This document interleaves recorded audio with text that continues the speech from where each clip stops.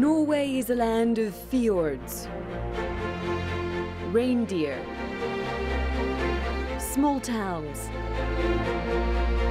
and home of the Nobel Peace Prize. But could it also be the nation about to trigger a European arms race? Well, Russia says the NATO member might be heading there. Currently, 330 US Marines are on rotation in Værnes for training. Oslo is asking the US to send 700 soldiers next year and to station them at Setermoen, a lot closer to the Russian border.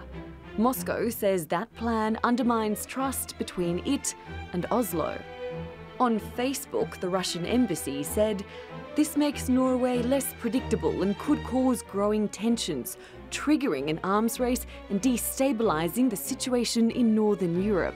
We see it as clearly unfriendly, and it will not remain free of consequence."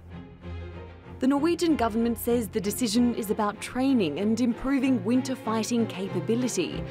But it's clear the Russians are wary of what's happening next door with its Nordic neighbour.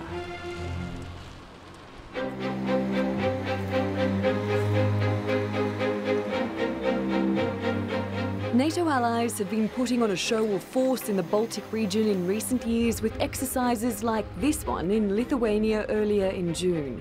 The group's military presence in Eastern Europe has been building ever since Russia annexed Crimea in 2014. At a recent meeting of the NATO members known as the Bucharest Nine, leaders called for the alliance to consider boosting its presence in their region. They say Russia's multifaceted, destabilising actions and policies and its aggressive behaviour threatens the vision of a Europe at peace. Lithuania's president, Natalie Poyhonen, told Der Spiegel, "The likelihood of Russian invasion is high if we don't constantly defend ourselves. If we demonstrate that we are able and willing to defend ourselves, no one will attack us."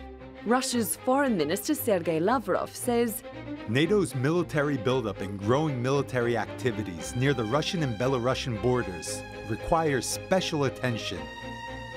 In October, NATO members, as well as Sweden and Finland, will head to Norway for a military exercise called Trident Juncture.